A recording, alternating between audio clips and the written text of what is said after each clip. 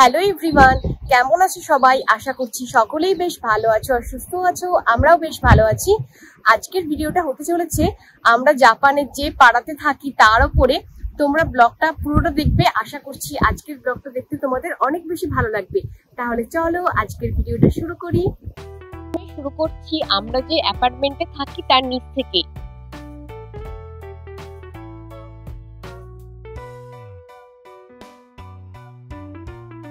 দেখতেই পাচ্ছ কত সুন্দরভাবে গাছগুলো এখানে লাগানো আছে। জাপানে যেহেতু সারা বছর শীতকাল থাকে আর গরমকাল মোটে 2 মাস পরে, তাই জাপানিজরা তাদের বাড়ির সামনে বা অ্যাপার্টমেন্টে থাকলেও তার নিচতলাতে এরকম সুন্দরভাবে গার্ডেনিং করে।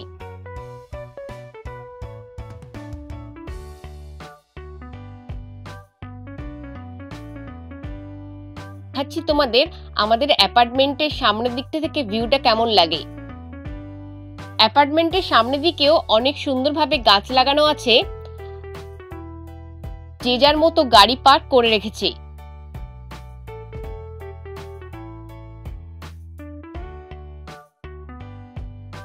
আর সামনে যে রাস্তাটা দেখতে পাচ্ছ, এই রাস্তাটা তোমরা আমার ভিডিওতে প্রায় সময় দেখো। আমার ব্যালকনি থেকে এর ভিউটা তোমাদের প্রায় সময় আমি শেয়ার করি। সামনে সোজা রাস্তা দিয়ে হেঁটে গেলে এখানে একটা বড় ডেন্টাল ক্লিনিক রয়েছে, যেখানে বয়স্করা ডাক্তার দেখাতে আসে। বাড়ির সামনের এই দিকে একটা সুশি রেস্টুরেন্টও আছে। আর এখানে পাড়ার মধ্যে ছোট ছোট রাস্তাগুলোতে গাড়ি চালানোর জন্য স্পিড লিমিট করা থাকে।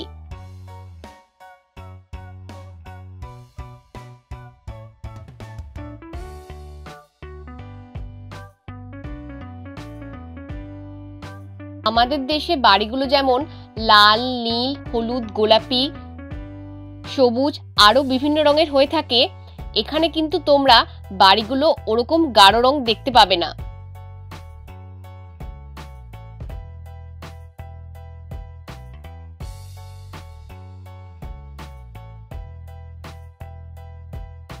দেশে হালকা রঙের বাড়ি বেশি দেখা যায়।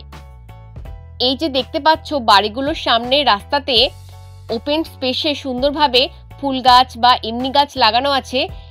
এখানে গরু ছাগল তো ছাড়ো, কোনো বাচ্চা বা বড় কেউ হাত দেয় না। সিনচ্যান বা ডোরেমনের কার্টুনগুলোতে এইসব বাড়ি দেখা যায়। এইসব বাড়ি হলো জাপানের পুরনো স্টাইলের বাড়ি। আর এই যে বাড়িটা দেখতে পাচ্ছ, এই বাড়িটা আমাদের অ্যাপার্টমেন্টের একদম সামনেই। জাপানে বেশিরভাগ বাড়িগুলোর সামনের দিকটা ওপেন থাকে, আর বাড়ির সামনে গাড়িও থাকে। গাড়িগুলো কিন্তু কোনো স্টার্টারওয়ালা ঘরের মধ্যে থাকে না। আমাদের বাড়ির রাস্তার সামনে বাচ্চাদের একটা ছোট স্কুল আছে। একটু দূর গেলেই একটা সুন্দর পার্কও আছে। আমাদের এই পাড়াটাতে যেমন উঁচু উঁচু বিল্ডিং রয়েছে, সেরকম রয়েছে ডোরেমনের স্টাইলে সুন্দর সুন্দর বাড়ি। বাড়িগুলোর সামনে দেখেছো কি সুন্দর গাছপালায় ভরা। জাপানিজরা খুব গাছপালা লাগাতে ভালোবাসে, তাই বাড়ির সামনেই প্রত্যেকেরই এত সুন্দরভাবে গাছপালা লাগানো থাকে। জাপানে যেখানেই যাও না কেন, সেটা গ্রাম বা শহর যাই হোক না কেন, সব জায়গাতেই একটা করে ভেন্ডিং মেশিন দেখা যায়। জাপানে বাড়ির সামনে যেসব গাড়িগুলো রাখা থাকে, সেই গাড়িগুলো খুব সামান্য একটা গেটের মধ্যেই রাখা থাকে, কেননা এখানে চুরি হওয়ার কোনো ভয় নেই। প্রত্যেকটা বাড়ির সামনে ডোর ক্যামেরা থাকে, আর তার সাথে সেন্সারওয়ালা লাইটও থাকে। সন্ধে হওয়ার পর যদি এই রাস্তা দিয়ে কেউ যায়, তাহলে অটোমেটিক্যালি বাড়ির সামনের যে আলোগুলো আছে সেগুলো জ্বলে ওঠে। এখানে প্রত্যেকটা বাড়ির সামনের যে গেটগুলো, সেগুলো কিন্তু খুবই হালকাভাবে তৈরি, কোনো শক্ত লোহা দিয়ে তৈরি নয়। তাও না এদেশে কোনো চোর ডাকাতের বা চুরির ভয় নেই। আমি যখন 1 বছর আগে এসেছিলাম, এইসব জায়গাগুলোতে কোনো বাড়িঘর ছিল না, পুরো ফাঁকা রাস্তা ছিল। এই 5-6 মাসের মধ্যে সব নতুন নতুন বাড়ি তৈরি হয়ে গেছে, অনেক সুন্দর সুন্দর লোকালিটিও তৈরি হয়ে গেছে। জাপানে তো এখন গ্রীষ্মকালের শুরু, সেই জন্য চারদিক এত সবুজে সবুজে ভরা। পাড়াগুলোর সামনে এই ব্যক্তিগত বাড়িগুলোর কোনো পাঁচিল নেই, কিন্তু আমাদের দেশে হলে বাড়ি সমেত পাঁচিল থাকতো। যেহেতু এখানে চুরি হওয়ার কোনো ভয় নেই, তাই বাড়িগুলো এরকম ভাবেই তৈরি করে রাখে। আমাদের দেশে যেমন বেশিরভাগ বাড়ি অনেকটা জায়গা জুড়ে তৈরি হয়, জাপানে কিন্তু ওরকম না। জাপানে ছোট জায়গার মধ্যেই এরকম ভাবে বাড়িঘর তৈরি হয়, আর সেখানে কার পার্কিং থেকে শুরু করে গার্ডেন আর অন্যান্য সব রকম সুযোগ সুবিধা থাকে।